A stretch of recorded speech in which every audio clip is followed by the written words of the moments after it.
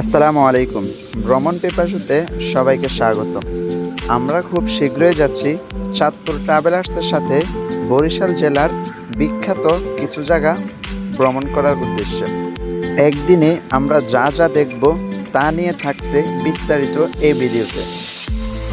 একদিনে আমরা যা যা দেখব: বরিশালের বিখ্যাত ভাসমান পেয়ারা বাগান, গুঠিয়া জামে মসজিদ, কীর্তনখোলা নদী ও দুর্গাসাগর দিঘি। বরিশালের বিখ্যাত গুঠিয়া জামে মসজিদ নিয়ে কিছু তথ্য। গুঠিয়া মসজিদ এশিয়ার অন্যতম বৃহত্তম জামে মসজিদ, যা বরিশাল বিভাগে উজিরপুর থানায় গুঠিয়া ইউনিয়নের চাঙ্গুরিয়া গ্রামে অবস্থিত।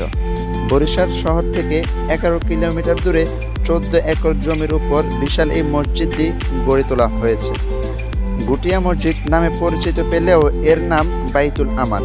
2003 সালের 16 ডিসেম্বর গুঠিয়া ইউনিয়নের এস শরফুদ্দিন আহমেদ শান্তু গুঠিয়া বাইতুল আমান জামে মসজিদ এবং ঈদগাহ কমপ্লেক্সের নির্মাণ শুরু করেন। 2006 সালে গুঠিয়া মসজিদ ও ঈদগাহ কমপ্লেক্সের নির্মাণ শেষ হয়। গুঠিয়া মসজিদ কমপ্লেক্সের ভিতরে রয়েছে একটি মসজিদ, সুদৃশ্য মিনার, 20,000 লোকের ধারণা ক্ষমতার ঈদগাহ ময়দান, এটি একটি ডাক বাংলো, এতিমখানা, গাড়ি পার্কিং, পুকুর, লেক এবং ফুলের বাগান। মসজিদটিতে একসঙ্গে প্রায় 1500 মুসল্লি নামাজ আদায় করতে পারে এবং মসজিদটির মিনার উচ্চতায় প্রায় 193 ফুট। মসজিদটি নির্মাণে খরচ হয়েছে প্রায় 21 কোটি টাকা এবং মসজিদের নির্মাণ শৈলীতে ইউরোপ, এশিয়া এবং মধ্যপ্রাচ্যের নামকরা মসজিদের ছাপ লক্ষ্য করা যায়। মসজিদটিতে উন্নত মানের কাচ, ফ্রেম এবং বস স্পিকার ব্যবহার করা হয়েছে। গুঠিয়া মসজিদের তত্ত্বাবধানে 30 জন কর্মচারী সর্বদা নিয়োজিত রয়েছে।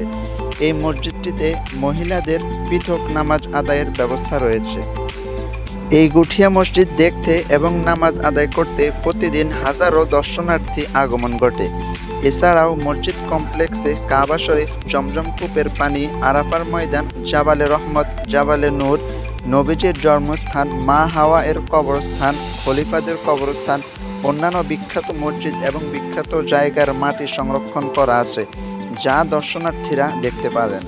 তারপরে দেখব বর্ষার মৌসুমে বরিশালের বিখ্যাত পেয়ারা বাজার। বরিশালের ভাসমান পেয়ারার বাজার বাংলাদেশের একটি অন্যতম ঐতিহ্যবাহী স্থান।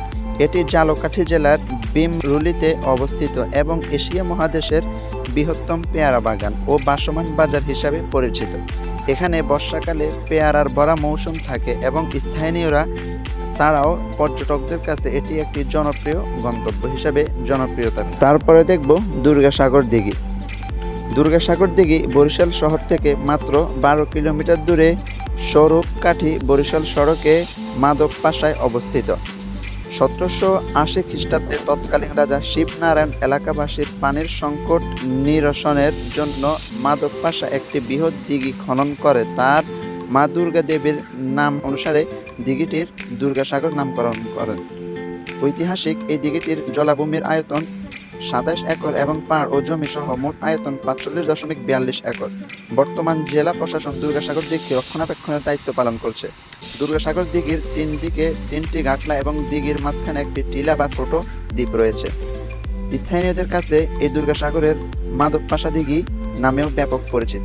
চারপাশে নারকেল, সুপারি, শিশু, মেহগনি বৃক্ষ দিয়ে ঘেরা দিঘির উত্তর পাশে একটি বড় বাঁধানো ঘাট আছে। বছরের যে কোনো সময় দুর্গাসাগর দিঘি দেখতে যাওয়া যায়, তবে শীতকালে দুর্গাসাগরের বুকে জাকে জাকে অতিথি পাখির আগমন ঘটে। সরাইল ও কীর্তনখোলা নদী।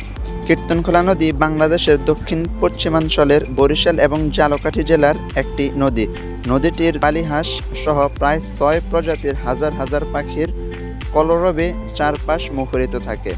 প্রায় 250 বছর পুরনো ঐতিহ্যবাহী দুর্গাসাগর দিঘির সৌন্দর্য দেখতে অসংখ্য লোকের আগমন ঘটে। দৈর্ঘ্য 160 কিলোমিটার, গড় প্রস্থ 497 মিটার এবং প্রকৃতি সর্পিলা কালার।